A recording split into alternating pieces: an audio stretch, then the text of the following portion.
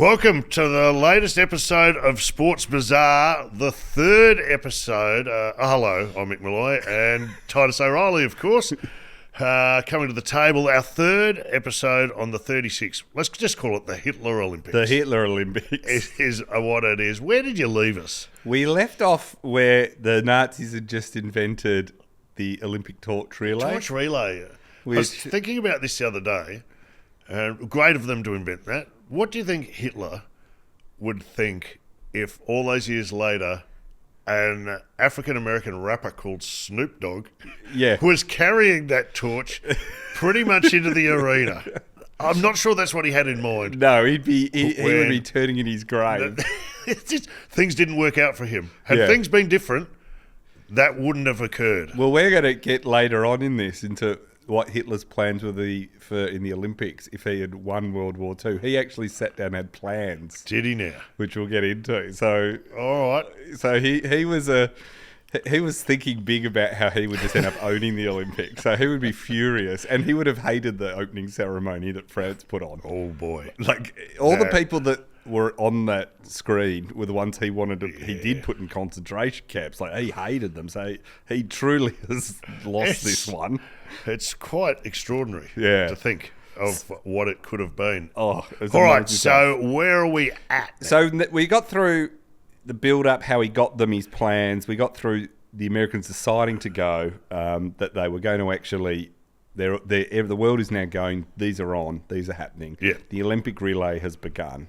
Yes. And so we're getting into now what we're going to do, which is timely given we just had the opening ceremony. We're getting into the beginning of the Olympics and will take us through the Olympic ceremony. In our last episode, we'll cover the 2 weeks of the actual Olympics and get into Jesse Owens and all that exciting stuff.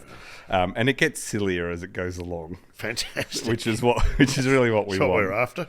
So perhaps if we start, so the Olympic Village, they were the first ones to really put big money into the Olympic Village because they wanted to show off Germany was better organised than everyone else. The torch relay was for that. The Olympic Village was for that. The problem they had is there was a guy running the Olympic Village called Captain Wolfgang Fürstner, and he, in the lead-up, which is a great German name, but he's demoted to second in charge of the village a few weeks out. By Hitler? Hitler set him down and replaced him with Werner von Gilster, who's the commander of the Berlin Guard Regiment, for the sole reason, they said the reason that Fürstner had been demoted was he didn't put in the necessary energy to prevent damage to the site when 370,000 visitors passed through it ahead of the Olympics. They let people come and look at it before it opened. The real reason was they'd discovered he was half Jewish.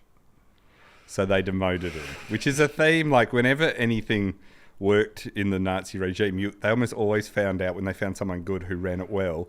It was amazing researching this. Almost every time, about a little bit later, they find out they're Jewish. So they're doing background checks on everyone for any evidence of Jewish lineage. Yeah, that's right. And a lot of the people don't know they're Jewish until the Nazis come and show. Because like, how much do you... There's a bombshell. Yeah, unless, they didn't have Ancestry.com back then. or DNA tests. How were they doing it? So they were going and they had people whose whole thing was to go through documents private and everything. Detective style. And just dig up some dirt. Dig up dirt on anyone they could find. And a lot of people found out they were Jewish through the Nazis coming and telling them. Which is not how you want to find out, right? It's just... So they were terrible, but guess what? You want to sit down? Is this a good thing? I've got some news for you. So they do all this. So he found out because of this. So that was the cover story that they made up, but they demoted him. But they left him in second in charge because... Well, I couldn't say that because, as we established, the West is fairly... They're sensitive about and they're all about to arrive. And they're trying to pretend they're not... They're trying to put on the thing. It's not a factor. There's not a factor. We don't care. They're trying to say. And then secondly, he's the only guy that actually does know how to run the village because he's set it up. Right. So they don't want to remove him because the guy they're putting in who's a born and bred Nazi is not good at anything. He's just happens to be a Nazi, which is the way they operate, right? So he gets moved down. So that's just a little thing that we'll come back to. Now, the other thing that they decide is with everyone about to arrive, they know that there's 380,000 tourists coming, which is the biggest ever for an Olympics. Are these from all around the world? Yeah, so the biggest groups at 15,000 each were the Czechs and the Americans. But then the rest are all like Britain, everywhere. French are sending people. So tourists are coming because they're trying to use it to encourage people to come to Berlin and see what a great place it is. So part of the Olympics is to show, hey, we're this benign, nice group that have done really good things. We've got the trains to run on time and all that nonsense the Nazis would bang on about, right? So they decide that because they're all coming, that it's called the Olympic pause. And they decide for the 2 weeks... everyone is here. We're on our best behaviour. Do you know what it's like? It's the old, come on down, we'll put a shrimp on the barbie. Exactly. It's like if, when you're in a share house and the real estate says they're coming to do an inspection. And so for the only week in the entire time you've all lived there, it's clean. Right. Yeah, I get it. It's totally like that. So for instance, and some of the cleaning up is terrible as well. So they clean up the host city, Berlin, their words cleaning it up. The German Ministry of the Interior says to the chief of police in Berlin, arrest all the Romani. So what were called gypsies, but that's the word you don't use today, it's Romani. Round them up, and they put them in the Berlin Marzahn concentration camp that's just outside of Berlin.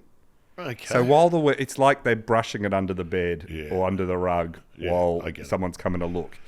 In fairness to them, this still goes on. I think Beijing did the same, did they not? France has too. This is what I was going to say. Here it was along race lines, but France moved all the homeless people out of Paris forcefully and put them in basically camps for these Olympics that we're currently in. So yes, this is not...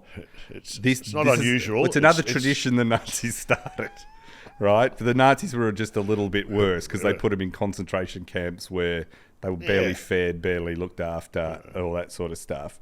Which sounds similar to the Paris Olympic Village, to be honest, from what I'm hearing from the athletes. They complain like they're in one, don't they? God, they do. So the other thing is... while this is also to show how easy it was for the Germans to hide this. So they just moved all them out of the town into a concentration camp.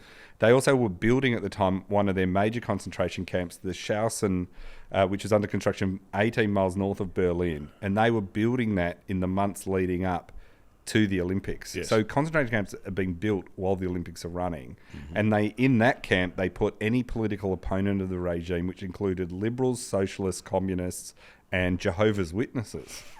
Jesus. Because they don't like any group. What's the deal with the Jehovah's Witnesses? They didn't like religious people, and the Jehovah's Witnesses didn't like the Nazis. So they went, anyone that could come out and criticise us, we're getting rid of it. Off the table. We're taking them off the table. So they're doing that, and this is all going on while the world's descending on them. They also had a highly racist newspaper called Der Stürmer, and that was Hitler's favourite. And it was run by a really hardcore Nazi, and it was just pure Nazi bile and racial bile. It was all about how the Jews are ruining the world and everything was wrong with them. So what do they do with that? Well, it was available in these boxes all around town and in Berlin, but in every country town had them where they would drop off the newspapers into these red boxes, and you could just take one whenever you want because they wanted people to read it, right? And so what was the newspaper called? Der Stürmer. I'm guessing they didn't have an op-ed page. It wasn't. Let's say it wasn't balanced. It wasn't fair and balanced. Yeah, they didn't have the counterpoint columnists writing. So they decide for the 2 weeks that it is going to continue to be published, but it's forbidden to sell it on the streets of Berlin or have it on the streets of Berlin. So they just make it like in Berlin it doesn't exist. Right. And all the boxes that they had were either taken down or sports news were put in them. So when people went to look, they just go, it's just sports news. Oh, fantastic. So they do that. All the anti-Jewish signs that have been put up, like No Jews Welcome and all the graffiti, they're going to go down. All pulled down. Sure. So it's fully just like the most cynical exercise you can ever imagine. It's like you've had a party, and your parents are coming home, quick! Yeah. Get rid of everything, like they're just totally thing. Joseph Goebbels, the propaganda minister, he sends out every day, and I've got thousands of them, they are sending out what the newspapers are to report that day or what they're not to report. Oh, right, so they get a bullet point of... A bulletproof of play this up, play this down, don't mention this. Every day there's these. And some are boring. Some are like, don't tell don't complain about the weather. Others are like, so one example that Goebbels sends out is the racial point of view should not be used in any way in reporting sports results. Above all, Negroes should not be insensitively reported. Okay. So they were doing this to embarrass the Americans, because they're all the way along, whenever the Americans raise the Jewish questions, they say, how about how you treat African Americans? Yes. So they're very big on, well, let's not bag the African American athletes, because then it gives them nothing to complain about. Germans are also ordered, people just on the street, you have to be nice to everyone, especially African Americans too. No goose stepping. No goose stepping, no. So jazz, jazz that was being banned and was seen as an immoral force was allowed in nightclubs just for the 2 weeks. That's when you really... They've really thought this through. Yeah, that's right. And when you think about it too, these days, jazz isn't seen as an edgy art form. No one's going... What was his beef with jazz? It was an African-American... It was an African-American invention, and it was immorally corrosive, was Hitler's view of jazz. He hated jazz. He preferred those marching rhythms. He liked Wagner and marches. They were the two he liked. So that was one thing that's happened. Wagner was like Germany's Kenny G. Oh, yeah. He just loved putting on a bit of Wagner. They also said... Something you'd pop on in the boudoir. Yeah, I know. I'd hate to think. Old Wagner, eh? They also said that the Nazis ordered all their police forces and military and paramilitary thing, that the laws against there were anti-homosexual laws in Germany. Yes. They were not to be enforced to foreigners. So but still, you can still lock up the locals. Yeah, you can lock up the locals. But if you see an American couple or whatever, you got to just turn a blind eye. We don't want the hassle. They repaint all the buildings, and Nazi flags and the Olympic flags are put up everywhere. If you Google some images of this, it goes Nazi flag, Olympic flag, Nazi flag, Olympic flag, but just everywhere. And at this stage, the Nazi flag doesn't have the sinister overtones that it will develop. It's starting to. And the thing you would say about this whole series, and this is not an excuse to the other countries, because a lot of them knew the bad stuff that was going on, but none of them had the full sight of the hindsight we have of what's going to happen in a few years. But there was enough there that they should have been going on. They should have been a lot more aware to what they were. So this was all the sort of stuff that was happening. People were banned for drying their laundry on the front balconies because they didn't want the city to look bad. So they're really micromanaging. Unbelievable. Don't put your briefs out the front. It's like living in the worst, it's like living in those apartment buildings, the owners' corporation. With a really bad body corporate. Yeah, body corp. It's the worst. I've seen a few who would have been quite fine in the Nazi party. The Nazi regime was the worst body corporate in history. I'm willing to say that. Goebbels said that once the Olympics were brought to a happy conclusion, so after this 2 weeks, he said, we will then get ruthless in the Spanish Civil War. Right. So they were they knew exactly what they were doing. He said, the minute this is over, we are going to go hell for leather in the Spanish War, but we're holding off. And secondly, Hitler was demanding, while the Olympics were on, he was telling his military, be ready for war in Europe for 4 years, in 4 years' time. So he was... But in the meantime, have fun at the games. But in the meantime, kick back, have a champagne, enjoy meeting everyone. So they knew exactly what they were doing. There's that later on they thought, let's go to war. They knew the Olympics was just a pure propaganda, and they were hoping it would hold off the rest of the countries and make them think they were nice until their military was ready to change, right? I get it. The brown shirts, Hitler's paramilitary arm, they would chant, when the Olympics are through, we will batter the Jew. So they too knew exactly what this plan was. They were like, okay, be good for 2 weeks. And Hitler had sort of said, and then you can go nuts. Take a chill pill, brown shirts. Yeah. Your time will come. Yeah. Now, the Americans set off from New York on the USS Manhattan, and they set sail. There's 300 male and female athletes, and they leave on the 15th of July, 1936, because it's 2 weeks roughly to get over. Now, Eleanor Holm is the glamour girl of the American team and of swimming. She's never lost in swimming. She always wins a gold or wins in outside Olympics. She's never been beaten in the pool. Yes. On top of this, she is, it's her third Olympics. She went to Amsterdam and Los Angeles, and that's a record for a swimmer at the time. Yep. And she's won gold every single time. And she's in show business as well. She's an incredibly attractive woman. Okay. right? Movie star, good looks, and an amazing athlete. And that's important because she's also married to a band leader, Art Jarrett, who is a very famous and popular band leader as well. Not jazz, I hope. Well, yeah, sort of jazz and all that sort of stuff. So he's all doing that. And she, in wearing a white bathing suit and a Stetson and high heels, she's famous for singing a song on stage, I'm an old cowhand from the Rio Grande. Right? So just her going is a huge thing for Germany, right? She's a massive star. And so she discovers on the ship that she can go from the lower to the upper classes. You know, they've got first class, second class, third class, storage, and she can go back and forth. And she finds a bar, and her husband's in America. She finds a bar in first class that she really likes on the ship. And she finds that there's a lot of reporters there and stuff that she likes, and she's chatting to them and holding court.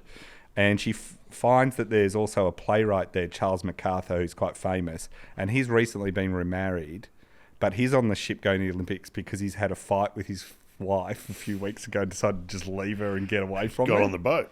So she and him both like drinking. Yes. And suddenly they're up all night drinking, and people start to say, what's going on here? This is not good. They're both married. Yeah.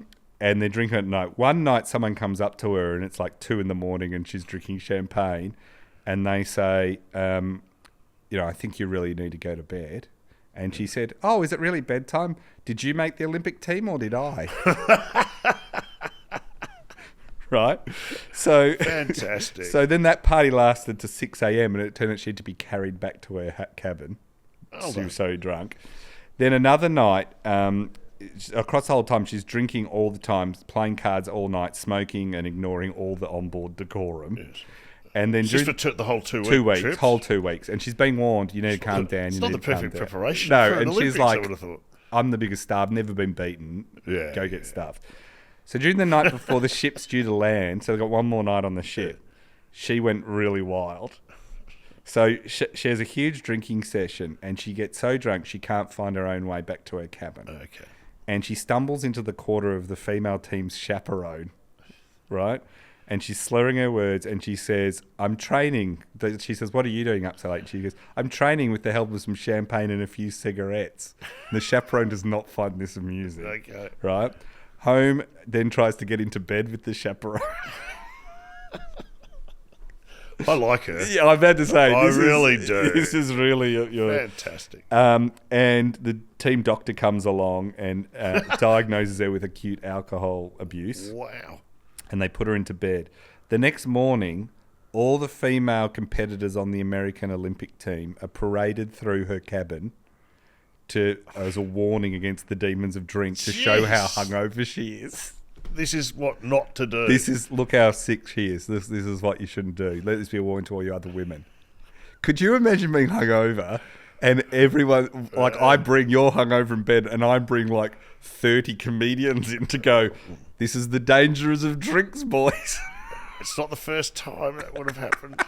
Can you imagine being hungover and you just go, please make us stop? Stop. So that is a huge thing right now. Avery Brunbridge, the head of the AOC, the American who we know ticked off on America Going and who's now on the IOC and everything. He's the head. He is furious and he throws her off the US team. What? He says, "You're out. We're not racing you." What? Right. So on arrival? On arrival, he says, "Me and the committee have voted. You're out. Wow, we warned you. You behaved terribly. You've embarrassed us. You're off." He also. She said years later that he made a pass at her and she said no. Now, we know he was a womanizer and a bigamist and had 2 kids out of wedlock. So I wouldn't put that past him. Right. But everyone also says she did behave like a complete lunatic. So it's hard to know whose side you fall on. Yeah. He also hated women, generally athletes. Okay. So remember he was the one that thought they were all men?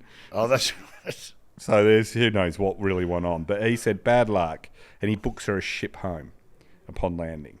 She refuses to get on the ship. Okay. And then a press agency offers her $5,000, which is a lot of money in 36, to stay and cover the Olympics. This is a nightmare for him because she's not going away. Yes. They put her up in a top hotel, give her $5,000 and give her passes to every event. Did that hotel have a good bar? I think it did. So So now she's a thorn in their side. She's a thorn in their side. She's going all the festivities. So she starts just being a party girl, it girl, because she's still massively famous. Yes. So she meets Hitler. How did that go? Well, she says, Hitler was fascinated by what happened to me. He told me the Americans were not very bright to dismiss me, a Shaw gold medal winner, especially for something like drinking champagne. Hitler also told me that if I'd been German, any punishment like that would have come after the Olympics, not before. At least he's honest. He's honest. He's not saying You'd he still would cop it. You'd cop it. We would have got our pound of flesh out of you. She then said the one thing Hitler really asked her is, were you drunk? Hitler said to her, were you really drunk? Mm.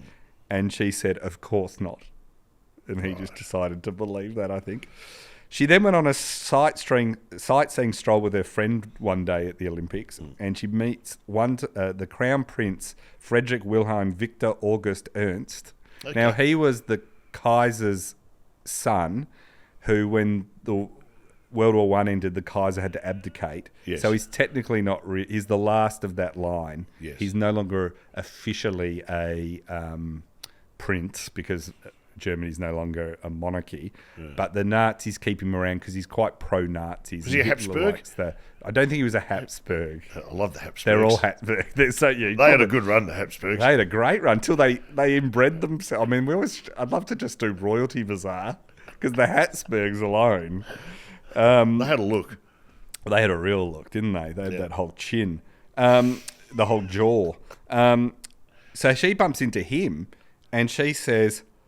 They have a big chat. The prince says, are you that famous swimmer? I've heard so much about you. And she says to him, gee, I can't just grasp I'm in this palace talking to royalty. Why, Prince, you're so human. You're just like other folks. I never thought you looked so young or could act so natural. I came into this room trembling all over. You made me feel at home immediately.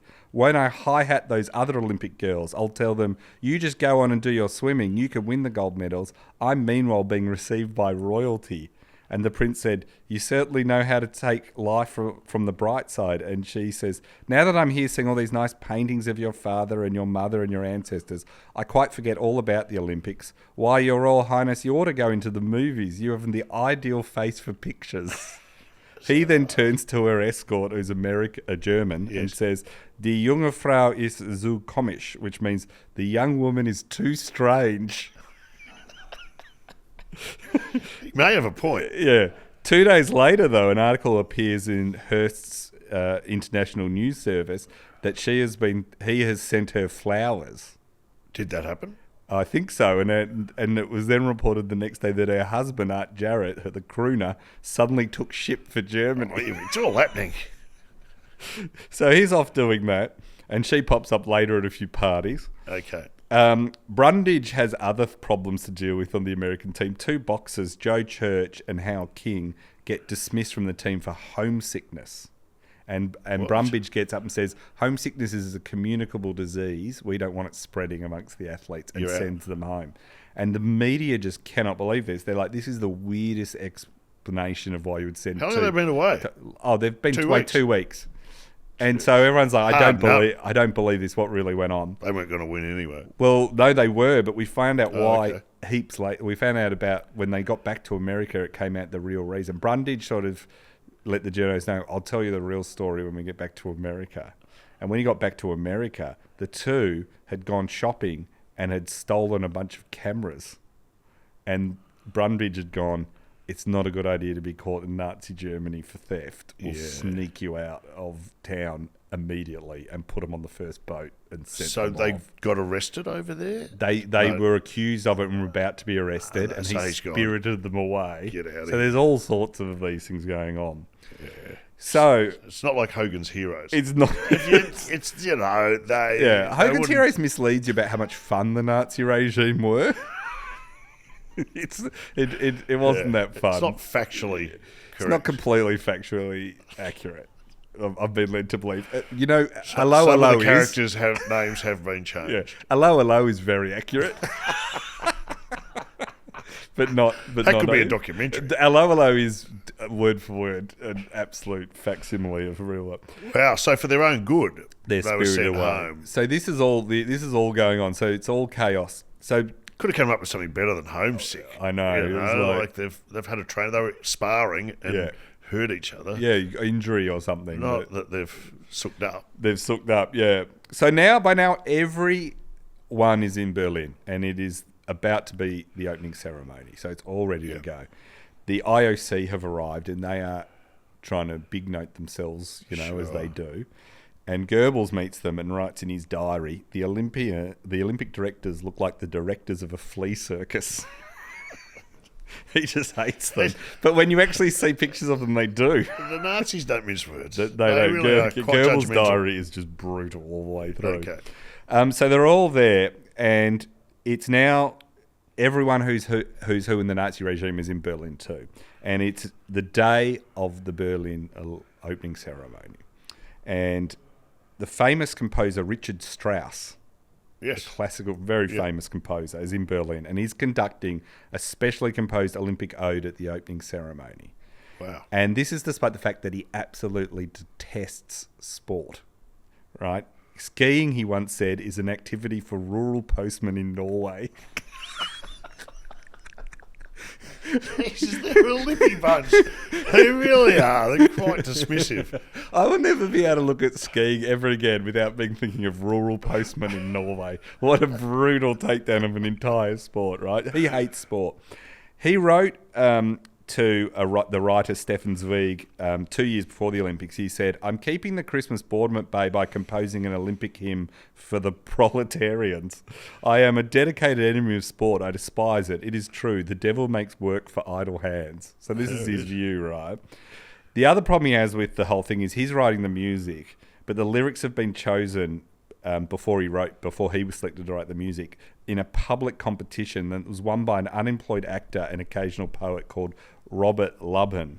Now, some of the lines, Goebbels got this poem after this guy won, and because a lot of this is happening just in the cusp of the Nazis joining, and he gets the poem, and the poem has things like "Peace shall be the battle cry," and "the rule of law is the highest thing." And Goebbels gets a text and goes, "We're taking those out." Yes, I wouldn't have thought so. Yeah, so he replaces "peace shall be the battle cry" with "honour shall be the battle cry."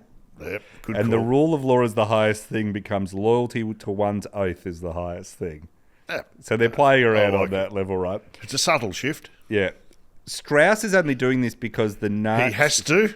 He has to. Him and Goebbels have had an interesting relationship. They've been friends and fallen out and then friends again. But also, Strauss, his daughter-in-law is Jewish, and therefore his couple of his grandkids count as Jewish. So he decides, if I'm in with the Nazis, I can probably protect them. Shield. Yeah. And he's so big a name that it sort of works for him. But this is why he's doing stuff like this. Okay. Now, he's on the day of the opening ceremony, he's there, and it's not the Nazis causing him trouble, it's his wife. So Pauline Strauss speaks her mind no matter what. Right?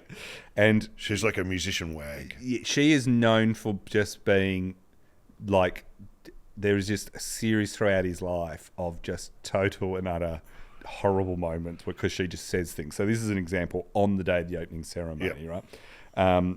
So she's Count Harry Kessler is having sort of lunch at a gourmet restaurant. Strauss is there, his wife is there, and Count Harry Kessler is there. Writes, Who's he? He's just a local German count, Right. but he's like quite high up. But he says, Mrs. Strauss, who contrary to her usual self has been quite charming over tea, now had another of her semi-hysterical fits of impoliteness. Right? So Mrs. Strauss, while they're all sitting there in this really expensive restaurant, says he's telling a story about a famous... He's telling this story, the count is saying this story of this famous restaurateur in Paris. He's telling a bit of an anecdote about him. And Mrs. Strauss, halfway through the anecdote, goes, "He'll be long dead by the time you finish this story." How can someone tell something so bland so slowly? You should feast your eyes on that fattened pig over there instead. And everyone looks around like, fattened pig, and they're looking for a fattened pig, Okay. And they're all bewildered. And the other diners around have all heard this, and they're all looking at her like, "Who are you talking about?" And she says, oh, that fat pig, the overweight officer over there, and points to a lieutenant sitting at the next table. Right? And the whole restaurant's aghast, right? Like, Wow. oh, what's going on? And she can tell they're all aghast at her. So she says, what's the problem? I'm just flirting with that pig. You see, the fattened pig is looking at me as though he's in love. I think he'll come over and sit with us. She's good. Right? The group's just mortified. There's a writer, Hugo von Hofmannsthal, who's quite famous. He's sitting with them. He's just staring at his plate, not saying anything. Yeah, sure. Richard Strauss turns white, then red. And they said Strauss doesn't say anything because he's so used to this. But once when he did tell her off in public, she said loudly enough for everyone in the room to hear, one more word from you, Richard, and I'll take to Frederick Strauss, which is a famous street, and we go off with the first man who crosses my path. Wow, she's the business. Yep. You don't mess with her. So Strauss... She's hilarious. Yeah, she's I'd go to dinner with her. Oh, yeah, it'd just be... So Strauss tactfully leaves and goes, I've got to go get ready for this opening ceremony. Yeah, we got a This has rehearsal. been fun. So it's August 1st, 9:36. At 9 a.m, you can't go into the Reich sports field. And between 9:15 and 10:30, all the 100 vans bring in 25,000 dubs into the stadium in cages for part of it. At 9:30, the flame's still outside in the country, but being run into Berlin. Yes. And people in the stadium? not in the stadium yet. They're about to start filing in. Yes. At the Adlon Hotel, the IOC members get picked up and taken. Either the Catholics go to St. Hedwig's for Mass and the Protestants to the Evangelical Cathedral for a sermon. Yep. Henri de Ballet-Latour, the IOC president, he lays a wreath at the tomb of the unknown soldier to sort of simulate that the World War I foes are now all friends again. Okay. Which has got a bit of symbolism for what's going to happen. The Hitler Youth leader Baldur von Schreichrach and the Minister of Popular Enlightenment and Propaganda Goebbels make speeches before the IOC guests and 30,000 Hitler youths on the step of the old museum. And Hermann Göring is also there as well. So the Hitler Youth, like everyone gets the kids in to do some synchronised. Yep, they're all there. This is just outside the stadium, but they're still doing it. The torch runner is now in Berlin and comes to the museum and the Royal Palace and lights smaller braziers there. Yep. Hitler turns to Ballet-Latour, the IOC president, and says, I'm going to pay to resume excavation of the site of the ancient Greek Olympics. This is my gift to you for the Berlin Olympics. And they say, oh, this is very generous. Generous. You know, so it's all going very nicely. There's lunch at the Royal Palace. Everyone is there except for Hitler. And the rest of them all get driven down to the stadium for the beginning, right? So Hitler doesn't go in with them. As they're going in, there's 6 interpreters at every entrance. Yep. So the people coming in now, everyone's coming into the stadium. It's filling. And along the way of the main route that you go in the city centre where Hitler's going to go down and everything, there's swastikas, Olympic flags everywhere. It's got alongside each, a bit like, in almost like The Empire Strikes Back, the stormtroopers along an alley, an avenue. It's got 40,000 SA men standing there. It's quite militaristic. They knew how to do it. Yeah, they knew how to do it, Very but it's impressive. also kind of intimidating as well. It is. And behind the paramilitary, so the 40,000 paramilitaries, there's hundreds of thousands of people all waiting to see Hitler make his way to the Olympic Stadium. So at 3:18 p.m, Hitler starts to head to the stadium. And Los Angeles sports reporter Grantland Rice, he said that with mile upon mile, wave upon wave of an uniform pageant, it looked more like 2 world wars than the Olympic Games. Now, he's writing that in 1936. Yeah. So some people see it for what it is, right? Yeah. And up above, a 246-metre Zeppelin, the Hindenburg, one of the biggest airships ever built, circling above the stadium. So you can just imagine 40,000 troopers. Incredible. You've got hundreds of thousands of people. Down the alley, Hitler starts to, in an open-top car, standing up, doing his silly salute, starts coming, and the crowd starts going nuts. And at 3... The crowd, the public genuinely loved him at this point? It's totally mixed. No, a lot do.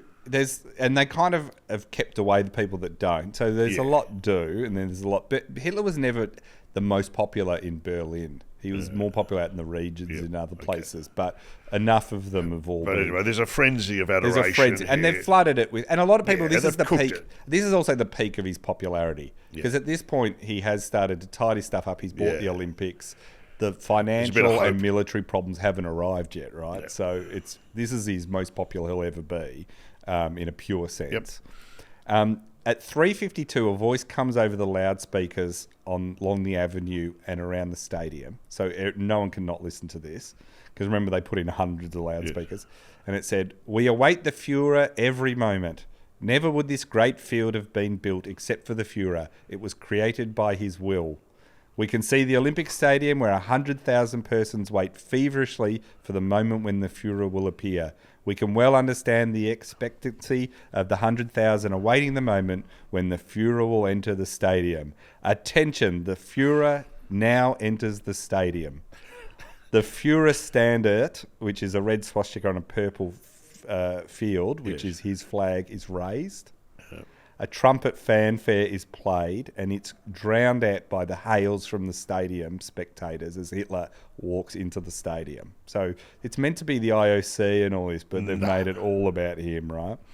Writer Thomas Wolfe was there, and he says it was almost a religious event. The crowd was screaming, swaying in unison, and begging for Hitler. There was something scary about it, his cult of personality. Right? Hitler, sounds like a very well organised Trump rally. It's just all the dictator ones. It's the same tropes. It's the same tropes, right? Like in Star Wars, George Lucas said he copied that final award ceremony shot from Triumph of the Will. Like they knew what they were doing. There's this bit here, he walking along the path. He's got this specially built, like, corporate box almost. It's in the open, but it's higher up than everyone else, and it looks down on the field. He's walking along the path to that, and everyone is going nuts. And all of a sudden, this young girl with blonde hair runs out with a flower bouquet and runs up to him, and everyone stops to see what's happening. And Hitler smiles and bends down and kneels down and talks to her, puts his hand on her shoulder and chats to her, accept the flowers. Then the whole crowd looks on, and it's seen as this sweet moment. They all say, "What a patient father figure. Here's this girl ran out of formation, and he's taken his time." Unplanned. And here he is. Yeah, it's all a setup. Karl DM, the second in charge of the Olympics, says it's his daughter.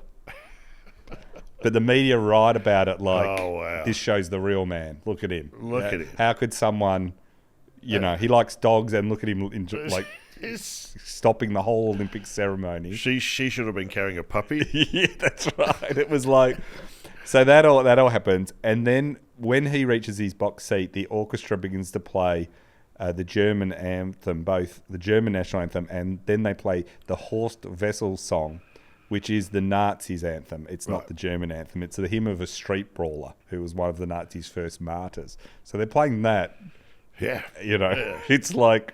There's no subtext here, is it? It's just flat out. It's just flat out. This is it. So the parade starts, and suddenly everyone realises the Parade of Nations is starting. Now, they got a Wehrmacht major to come in and drill the athletes in how to march into the stadium. Yep. So this was really well organised. 5,000 come in. Leading the country, of course, Greece come in first. But soon everyone just pays attention to, do people acknowledge Hitler and give the Nazi salute? Right? This is what everyone is watching for. Have they been asked to? Is there an expectation? There's an expectation they do, and there's been a lot of diplomatic manoeuvring about what they do. There's also a thing called the Olympic salute, which is like the Nazi salute, but you hold your hand, instead of flat, you hold it to this, like, sideways, like up and down. So you're doing that. And the problem with it is it's been banned ever since these Olympics, but it looked a lot, it's called a Roman salute. It's what the Roman auxiliaries used to do in the Roman Empire. Mussolini took that and used something similar to that, which then Hitler So it's no surprise that there's a similar one. But what happens is a lot of people a lot of countries claim they were doing the the Olympic salute, not the Nazi salute. And the reality is it's sometimes hard to tell, and it's why they don't do the Olympic salute. I'd claim I was doing the Benny Hill salute. You know that one with the open hand on your open forehead? hand on the forehead. With the blinking? So the Canadians are accused of giving the Nazi salute. They say it was the Olympic salute. They say it was the Olympic salute. The Czechoslovakians are received in total silence because the Germans believe they should conquer. They should really own Czechoslovakia. Do Czechoslovakia know what's coming? It's tense already. Yeah. So and the fact the Bulgarian team goose step.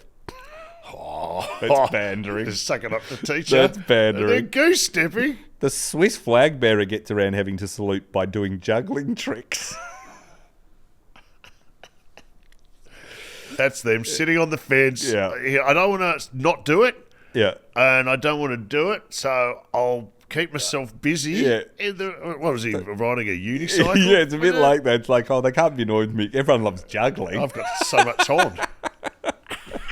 It's so Swiss. It's so Swiss. We don't. Yeah, we're on the fence. Oh. Even then, they weren't willing to say one way or the other. The English athletes get a few cheers, but not many. It's a bit frosty. It's noticed that Haiti and Liechtenstein both have identical flags because this is all before the internet and everything. No one's ever noticed before. Well, that's embarrassing. It's like turning up in the same outfit. Yeah, and the next year Liechtenstein put a crown on theirs to distinguish the two. Now, the French team came in. Patricia Down, who's a member of the Australian team, she remembered the French did give the Nazi salute and get an enormous reception. Oh, fat lot of good that did them. And you got to remember, World War I's not that long ago. They'd been enemies, but they did that. It's since been claimed it was the Olympic salute, but she swears, and she's Australian, so we believe her, that it was the Nazi salute. The New York Times said the French intended to give the Olympic salute as they understood it, but the Shermans didn't simply know the difference. So that's another thing where it says the Daily Express described how the loudest ovation went to the French and Austria, both of whom out-Nazied the Nazis in the way they flung out their right arms. Well, it was said. Right. What'd you get for that? Now, interestingly, the French are met so well, which, given they were just at war not that long ago and will be at war again, Hitler is not thrilled with the French. What he's doing. Albert Speer, Hitler's main architect, recorded in his diary on the day that the open enthusiasm for the French team, who applauded long and loud, jolted Hitler because he sensed a popular mood for longing for peace and reconciliation with France, which was not what he had in mind after the Versailles Treaty, and Hitler was actually a bit disturbed by it. The Italians did give the Nazi salute. The New York Times wrote, they ought to, they invented it. The New Zealanders mistook an erect German official for Hitler and doffed their hats to him and then put their hats back on so they didn't do anything when they walked past Hitler.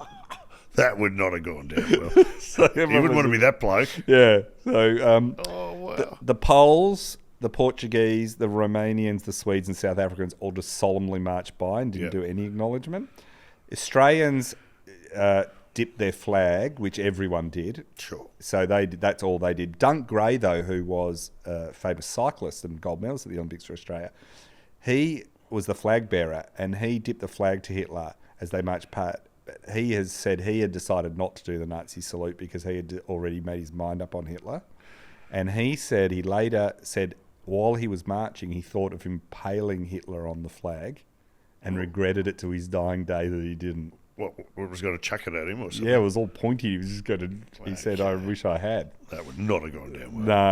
No. Next to last enter were the US team. They saluted Hitler by simply placing their straw hats over their hearts, and they were the only one that didn't lower their flag when they passed Hitler, which made Hitler furious. And when they were asked why they didn't do it, they quoted army regulations, but no one ever knew what that meant or. So they just made up as an excuse. So it was planned. It wasn't just the flag bearer going rogue. They went, do not dip that flag. It was planned. Gee, it's easy to get your nose out of joint in an opening ceremony, isn't it? Oh, yeah. It does seem to. There's a lot of and pressure to someone's appease upset. the Caesar. Exactly. The German team then enters last. A huge ovation. And then Dr. Theodor Luell, the head of the German organising committee, does a 20-minute speech and then introduces Hitler. Now, Hitler's only got one official function at these whole Olympics. which he doesn't mind. He kind of likes being the figure above the fray. That's right. But according to it, he has to say, I declare open the Games in Berlin to celebrate the 11th Olympiad of the modern era. Now, Balliet Latour, the head of the IOC, says to Hitler, only say these words, you have to get them right. And Hitler says, Count, I will try to learn this sentence by heart. Now, he gets up and does it, but his Austrian grammar gets in the way. He's saying it in German, but he's Austrian and his grammar's never been great, Hitler. He says, I declare the Games in Berlin to celebrate the 11th Olympiad of the modern era as being opened. So he totally mangles it. Does he say it in a really angry fashion? It's not as angry as always. Yeah. It's not as angry as ever. Like a threat? At that point, the Olympic flag's hoisted at centre field, and it's accompanied by and they release the 25,000 carrier pigeons, and then they do a 21-gun salute. Now, US distant runner Louis Zamperni, he says that he was there. He says, they released 25,000 pigeons in the sky, and the sky is covered with pigeons. The pigeons are circling overhead, and then they shot the cannons, and they scared the poop out of the pigeons, and we had straw hats, flat straw hats. You could hear the pitter-patter on our straw hats. We felt sorry for the women as they got it in their hair because they didn't have the straw hats. But, I mean, there was a massive droppings, and I say it was so funny. Someone will be in trouble for that. In big trouble. Hitler then killed every pigeon that he'd ever eaten. Strauss then takes the stage to conduct the Olympic hymn, and at the end of the song, when it finishes, the torchbearer appears at the steps of the stadium's east gate. Right. And the person chose to bring the torch in is Fritz Schlinger. He's a 3-time 150-metre champion who'd been suggested by the German athletics president as the final runner. He's viewed as a symbol of German sporting youth. He's accepted. He has to go through 3 advisory boards to be chosen as the final one. It helps that he's central casting for an Aryan, blonde, blue eyes. There's no Jewish ancestry. Yeah, no Jewish ancestry, German, blonde, blue eyes. He is the Aryan. Yeah. Laboratory built. Leni Riefenstahl is one of the people that ticks off on him, and she likes the way he runs, and they all like his running style. They think he's very graceful as a runner too. So he's chosen right down the thing, and it works. He jogs down the stairs towards to light the cauldron, and the BBC radio commentator who's commentating the opening ceremonies in English for everyone says, he's a fair young man in white shorts. He's beautifully made, a very fine sight as an athlete. Pleasing to the eye. Yeah. He thrusts the torch into the bowl and the flames light up. Then it's time for the ceremony of the Olympic torch. After that, it's the time for the Olympic oath. Yes. So all the ones are ready. And Spiridon Lewis, who's a Greek marathon runner who won the first ever marathon at the Olympics in 1896, and he's very old at this point. Yes. He wobbles out of the ranks and goes up to Hitler and then presents Hitler with an olive branch. I mean, how was that received? It's just rich in symbolism, right?